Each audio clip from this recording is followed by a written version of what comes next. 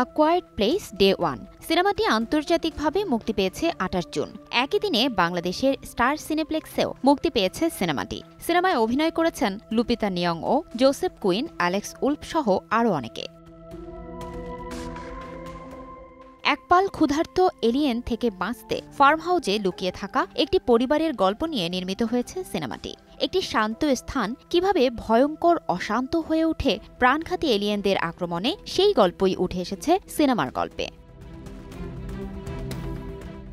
চিত্রনাট্যকার ও পরিচালক মাইকেল সার্নুস্কি এক সাক্ষাৎকারে বলেন, দানব নিয়ে সিনেমা হয়, ভৌতিক সিনেমা হয়, কিন্তু মানুষের এমন কিছু গল্প আছে যেখানে তারা এসবের মুখোমুখি হচ্ছে বটে, কিন্তু তারা নিজেরাও জানেন না কি করে সবকিছু সামলাবেন। আমি ঠিক এটাই দেখাতে চেয়েছি আমার মতো করে।